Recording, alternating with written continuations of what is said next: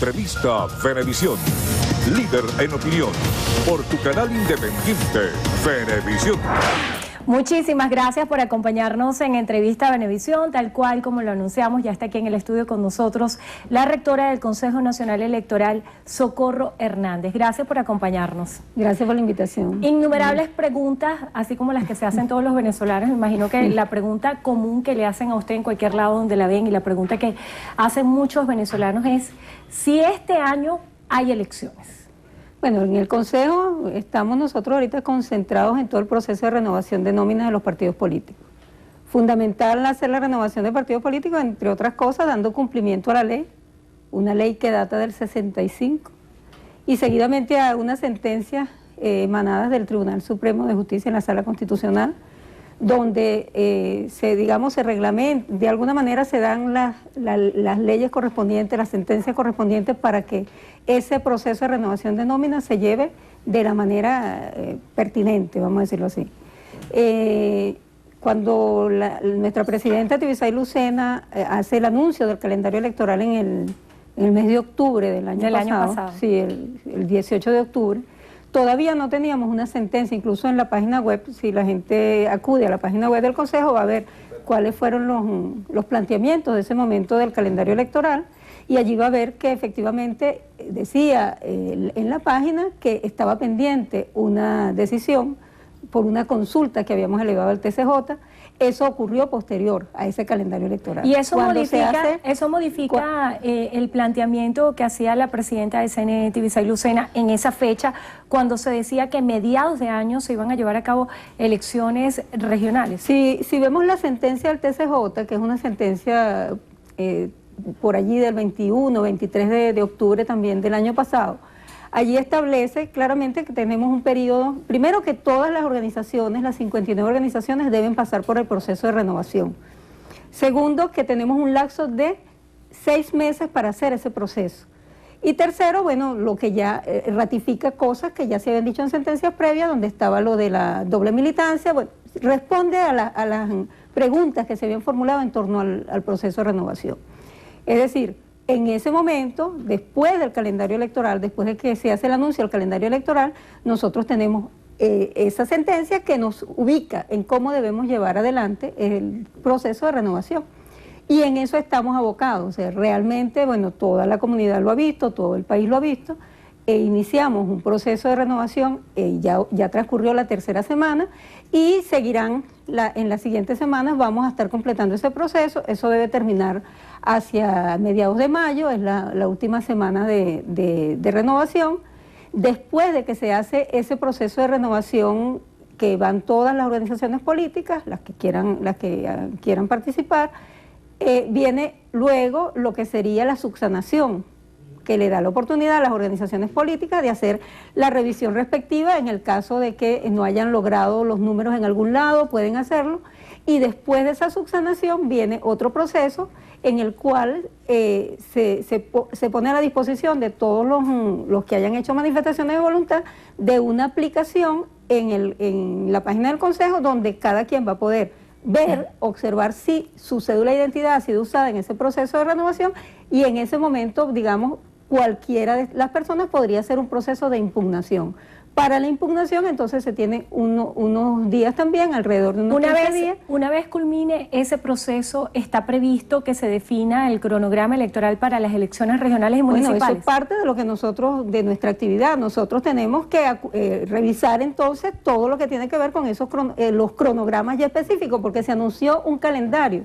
Ahora vamos con los cronogramas específicos, donde entonces, incluso en función a lo que nos resulte de todo este proceso de renovación, donde tendremos probablemente un escenario con muchas menos organizaciones políticas, dado, bueno, lo que ha transcurrido. Ya han pasado 3 semanas en las cuales 19 organizaciones políticas han tenido la oportunidad de ir a hacer su proceso de renovación, y bueno, y toda la comunidad lo ha observado. Pues la participación ha sido no de las 19, han ido alrededor de unas 8 formalmente que fueron, que llevaron militantes, etcétera, unas 8 organizaciones, y de las cuales hay como 4 organizaciones que fueron las que tuvieron mayor presencia, que la gente, digamos, mediáticamente ha sido lo más visto, ¿no? ¿Cuándo va a haber un informe final por parte del Consejo Nacional Electoral acerca de este proceso de renovaciones? Y también surgen otras preguntas. El Partido Comunista de Venezuela denunciaba que a través de un link que está en la página de CNE se podía develar hacia qué militancia estaba acudiendo un ciudadano, o podría haber cualquier persona a qué organización política validó. ¿Esto es así? Fíjate, la primera pregunta respecto a cuándo completaríamos el proceso, bueno, eso está previsto hacia finales del mes de junio, de acuerdo con lo que habíamos hecho con el cronograma inicial. Finales del mes de junio, principios del mes de julio, por allí vamos a estar seguramente anunciando lo que sería ese informe final del proceso de renovación. Respecto al planteamiento que me hace, pues sí, nosotros vamos a tener en la página web un enlace que va a permitir que cada persona con su cédula de identidad pueda verificar en dónde, a qué organización efectivamente aparece, si es que su identidad pues está en alguna de esas organizaciones políticas donde hizo su manifestación de voluntad. Eso es algo que efectivamente va a estar disponible, pero que es importante aclarar que inclusive en la ley está establecido que a las gobernaciones incluso había que mandar, no de ahorita, estamos hablando de la ley que data del 65, había que mandar la lista de las nóminas de los partidos políticos, cosa que nosotros no hacemos, ni vamos a hacer en este momento. O sea, realmente no está planteado bajo ningún concepto que nosotros saquemos una lista de cuáles son los militantes de cada organización política. Eso no está planteado de esa manera. Lo que está planteado es un enlace donde cada quien puede consultar su cédula de identidad a ver si la misma ha sido utilizada en alguna de esas organizaciones políticas. Movimientos sociales y el Partido Comunista de Venezuela introdujo una demanda ante el Tribunal Supremo de Justicia, igual que la organización Redes, que se adhirió a esta demanda, tratando de suspender la ley de partidos y tratando de suspender también este proceso de validación. Hay posturas como la de Julio Borges, quien asegura que este proceso de validación de partidos no debió existir, y argumentan que es una traba del Consejo Nacional Electoral para llevar a cabo las elecciones regionales. Bueno, realmente simplemente lo que tiene que hacer es verificar las leyes. O sea, esta ley, como indicaba hace un momento, es una ley que data del año 65. O sea, no es una ley ni siquiera surgida en estos tiempos, es una ley que data del 65. Normalmente en cada proceso electoral, aquellas organizaciones políticas, cuando estamos hablando de los periodos constitucionales, y se toma como referencia lo que es la asamblea, la elección parlamentaria, la elección de la Asamblea Nacional, esa es la que se toma como referencia.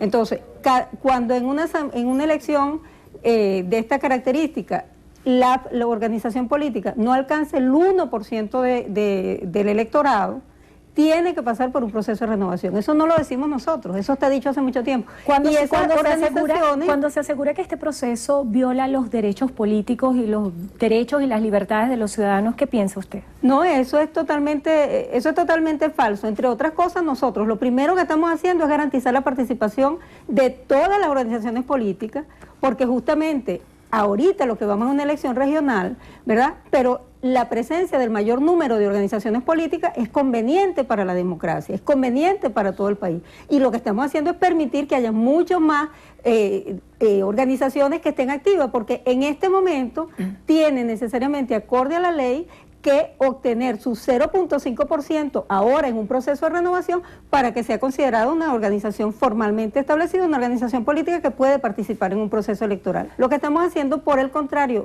a eso que comentaba, es justamente garantizar la participación del electorado, de todos los partidos políticos y de las personas que quieran formar parte de esas organizaciones políticas. Incluso en la decisión que toma el TCJ, lo que hace justamente es garantizar que todas las organizaciones políticas tengan la oportunidad de renovar su organización política. Eso es lo que está establecido allí, porque en realidad sucede que hay unas organizaciones políticas que no habían participado en las últimas elecciones, que por lo tanto no habían participado en las últimas elecciones y que por lo tanto ni siquiera podrían haber participado en postulaciones para una elección próxima. Y sin embargo se está abriendo la oportunidad de que todas esas organizaciones puedan renovar puedan acudir a este proceso de renovación para participar próximamente en su postulación de las elecciones regionales. Rectora, ¿cuál pudiera ser el balance a la fecha cuando se señalan algunas irregularidades en el proceso?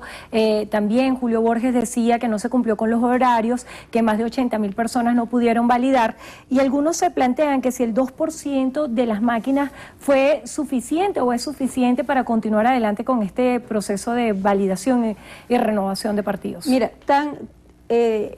tan verdad es que es posible hacer el proceso que ya lo hicieron, pues algunas organizaciones, ¿verdad? Ellas mismas, incluso en la información que circulan, pues han dicho, ¿verdad?, cómo han participado, cómo ellos mismos han dicho que han logrado unos números, que por supuesto nosotros en este momento tenemos toda una actividad que está corriendo, que va a terminar, como bien dije hace un rato, al mes de junio, donde vamos a tener todo ese proceso que nos permitirá finalmente decir quiénes renovaron y quiénes no renovaron. Pero lo que es cierto es que hay, incluso en algunos de los estados, participaciones de 400%. O sea, si alguien pudo llegar a obtener mucho más de lo que se necesitaba, quiere decir que la plataforma le daba.